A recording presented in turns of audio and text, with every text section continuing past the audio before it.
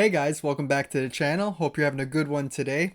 I'm Nick, and today I'm continuing my October review series with the movie The Barn. I got the Horror Pack Limited Edition version right here on Blu-ray. Really cool artwork to it. This was a first time watch for me, so it was real interesting, I'll say that much. So let's get into it, guys. So if you're not familiar, the basic story to this one takes place in 1989. We follow two seniors in high school who are these Halloween fanatics. They're right into the holiday. They still trick or treat and all that jazz. And they get a group of friends. They go in a van and head towards a concert in another town. Now, when they arrive at this other town, they want to do some trick or treating before they go to this concert because that's just their tradition. So they stop at this old abandoned barn, have a few beer, then half of them head to the town to do trick or treating. Now, this barn, little do they know, is basically a gateway to hell with three demons that protect it. And this is kind of like a myth or a legend that the kids have heard all their lives. Like they know of it, but they don't think it's real. So they decide to give it a try. They go to the barn. You're supposed to knock and say trick or treat. And when you do that, that's when you unleash the evil. And of course, that's what they do. So little did they know that this myth turned into a reality. And when they knocked and said trick or treat at the door, they summoned these three satanic demons who look really cool and have these really cool, unique things about them. The first one being the Boogeyman. He's like this miner type dude with like a deadite face. He has the miner hat, the pickaxe, and all that shit.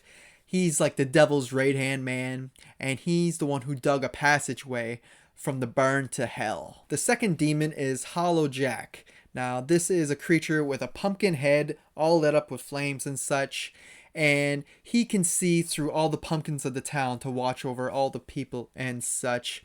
And if you destroy his head or his pumpkin, he can resurrect through another pumpkin. And the third demon, and my personal favorite, is the Candy Corn Scarecrow.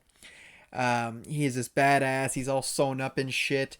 He is the protector of the fields and the crops and the harvest. And anybody who dares to step in there, he's gonna kill them, chew them up with his rotten ass teeth. And to me, he is definitely my favorite. But all three of these demons are real unique, and they have these, just the way the costumes are made in that, it has a real 80s vibe to it. And so does this whole movie. This whole entire movie is completely drenched in 80s. Like right down to the screen itself has that grain look, the picture.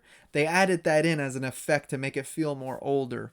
And this is very low budget, like a lot of the slashers back in the 80s as well. Not only does it have 80s vibes all over the place, it also screams Halloween. Like everywhere you look, there's pumpkins, there's people trick-or-treating, people in costumes. It really gets you in the Halloween mood, so this is perfect for that spooky season. Now, as I said, this is a very low budget film. And of course, you get all the things that come with that. Like the acting is very amateur in here. And for the first 15-20 minutes or so, I was kind of thrown off by it. And I was like, I had a hard time getting into the film because of its budget. But the story and just how original it is and all that, and the creatures really got me invested into here. I was so engaged that I really forgot how bad the acting was. And halfway through this film, I was rooting for the characters, and I felt like they were doing a good job portraying their characters. Like, you kind of forget the amateur acting because the story is just so good, and it works with this low budget. We do get a few cool cameos in here. We get Linnea Quigley from Return of the Living Dead. She has this little small part in here, but she's great. She has like these pearls on, and she's like this churchgoer, and she does not like what these kids, how these kids worship Halloween. She's not into that. We also get Ari Lehman, the very first Jason Voorhees from the original film. He plays the kid Jason coming out of the water. He's in here. He's like this broadcaster on TV, broadcasting for like this concert that's coming up and all these things. So it's cool to see those two veteran horror actors in here. And of course, this is a slasher, so we have to talk about the kills. And we get a good mix of kills in here. We get, of course, some off screen, some cheaper ones, but we also get stabbing, some dismemberments, some eye poppings. They actually do a really good job with the budget they were given. I feel like they pretty much did the best that they could, and it's real entertaining. And while I was quite impressed with the kills, I was really impressed with this soundtrack. We got this like hard rock, heavy metal soundtrack that plays songs all the way from the 80s to nowadays, but they all feel old school and really go along with the 80s vibe that this movie's portraying. We also get the score from performed and composed by Rocky Gray, and I think he does a great job with the score as well. Again, giving you that 80s nostalgia with his synths and stuff. And this is an all-around rockin' movie.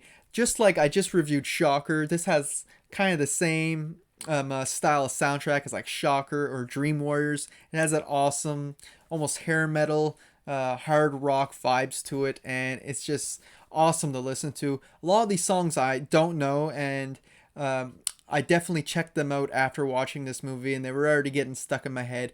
And the songs go along with what's happening in the movie. Like the themes of the songs go with parts of the story, which is really cool. And overall, I was just surprised at how much I enjoyed this film. I heard some bad things, bad reviews about this before, saying it was too cheap for them and that, but I do get that it's cheap because it's low budget, but I feel like it was just so original. They do a great job with the world building, the soundtrack, the kills, the monsters.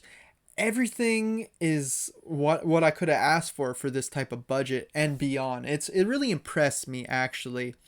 And if I had to give this a rating, I'd give it a 3.5 stars out of 5. I think it's that good. It's definitely one that I'll be returning to in the future. They're making part 2 right now, which gets me real excited, especially after just seeing this one. I'm like, hell yeah, I could do a part 2. And in the end, it's just a whole lot of fun, guys, and I highly recommend you guys check it out, especially for the Halloween season. So there you have it, guys. There's my little review on The Burn. I hope you enjoyed it. Let me know down below in the comments what you think of this movie, or have you seen it? Have you heard of it? And we'll have a great discussion down in the comment section. And until next time, thanks for watching.